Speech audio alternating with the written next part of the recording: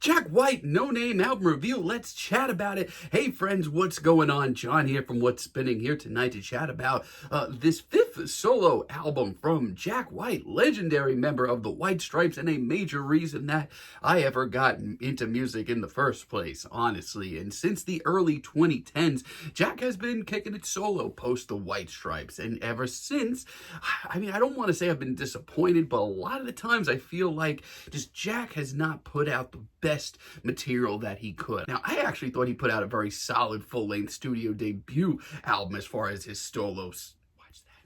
Now, I thought his solo debut, Blunderbuss, actually had a lot going for it. It wasn't the wildest or most exciting music I'd heard from Jack ever, but it seemed like natural progression for his music. It sounded like he was in a right place, but very quickly, I kind of turned my feelings on a lot of his later records, like Lazaretto, which I spent years trying to enjoy, but every time I just came up with, this is just kind of middle of the road, just kind of okay. I mean, the Borderhouse Reach album that he came out with a couple of years later certainly was a turn for the much more experimental, but I just felt like he was being weird for the sake of being weird half the time. And his last two records that came out a few years ago, two records in the same year, we got Entering Heaven Alive as well as Fear of the Dawn, and both of these records, they're just okay. They just kind of exist. I mean, there's cool moments on both of them, but neither one of them really wowed me. They just kind of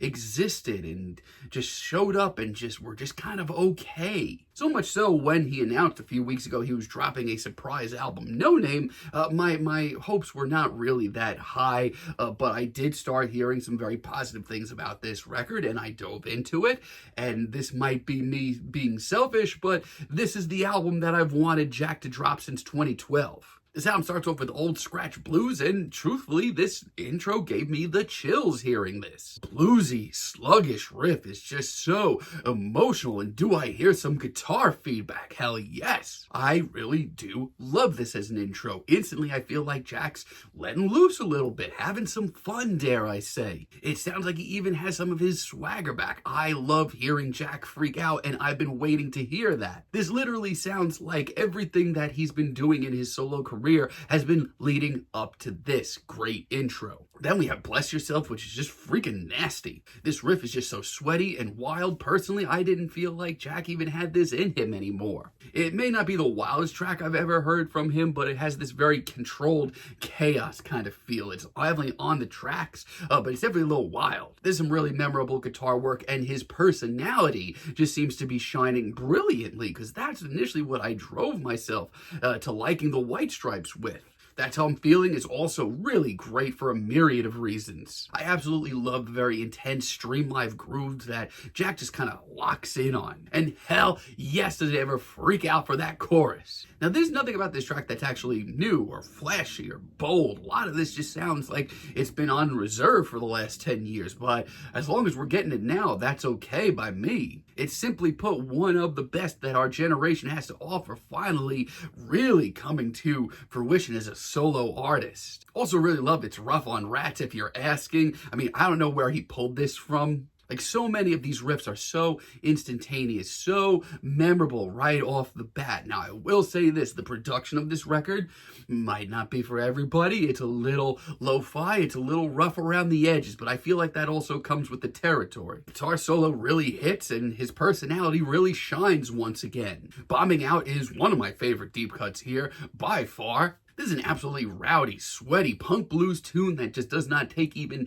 any time getting on the rails. Yeah, this one just sounds like it's gonna burst through my speakers at any minute. I mean, I hate to say it, but where we've been with Jack, I kind of felt like this era of his career was over, but I'm glad to see it's not. I could definitely see, some classic White Stripes fans, being into this. And What's the Rumpus? Honestly, probably the track that took me the longest to get into here. Initially, I wasn't wild about it, but man, Jack locks in on this low-key groove once again, and commands the hell out of it, and this hook is so haunting and memorable. When Jack locks in, he sounds like a damn god, and this track is mesmerizing. For me, a guy that's kind of been waiting around to just see Jack freak out a little bit in a positive manner for the guy, this album just makes me really happy. Now, we do have a few moments that don't come together. Like Archbishop Harold Holmes, this one is not really hitting it for me. This one's just a little sloppy from my liking. This just sounds like an overly decent track from like Lazaretto. From a distance it sounds okay, but if you take a look at some of the other details here, like Jack's songwriting and his vocal performance,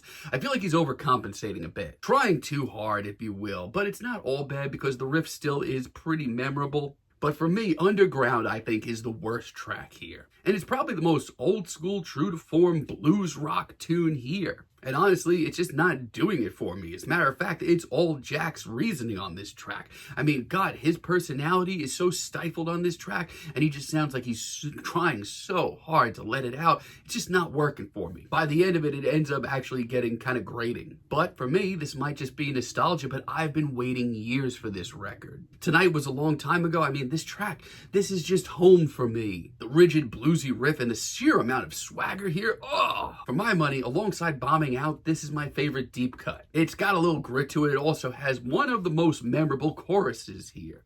Number One with a Bullet is another serious standout. I mean, this bluesy intro puts Underground to shame in a heartbeat. It picks up, and I love Jack's performance here. It's a little hushed, a little manic. And when it picks up, it's absolutely the wildest track here. I mean, there are no rails to speak of. Not only that, but Jack just continues to sound like he's having a freaking blast. I mean, just, to put it bluntly, if you are looking for a no-frills guitar rock album in 2024, this is one of the best offerings you're going to hear. Morning and Midnight has a little tension. It has Jack sounding at his most dangerous. It's intense, it's kind of campy, and I love how genuinely odd this track comes off at times. Yeah, this album's really entertaining. Yeah, honestly, this album is really entertaining. Missionary is also really great. I hate to say it, but like a lot of these riffs sound ripped directly out of old White Stripes track. They're that instantaneous. This is just a nothing fancy, sweaty garage rock track with some swagger and a great hook. There's such a simplicity to this album that just makes me so happy. I love the freak out at the ending too. Absolutely adore it.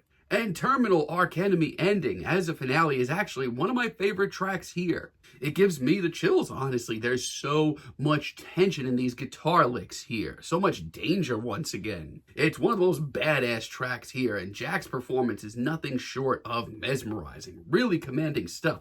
I mean, is this the flashiest or newest sounding record that you're going to hear this year? No, it is not. But what this is a collection of Jack White tracks where he freaks out, has a good time, and does what I feel like I've been wanting him to do since the early 2010s when he set out on his own. It's just a collection of very instantaneous, very raw, just really great guitar rock. And honestly, that makes me very happy. I'm feeling a decent 8 on this album. But let me know what you all think down below. If you like the video, be sure to give us a like, give us a subscribe, and let me know down below what you would like for me to chat about in the future. And until next time, have a great day, friends.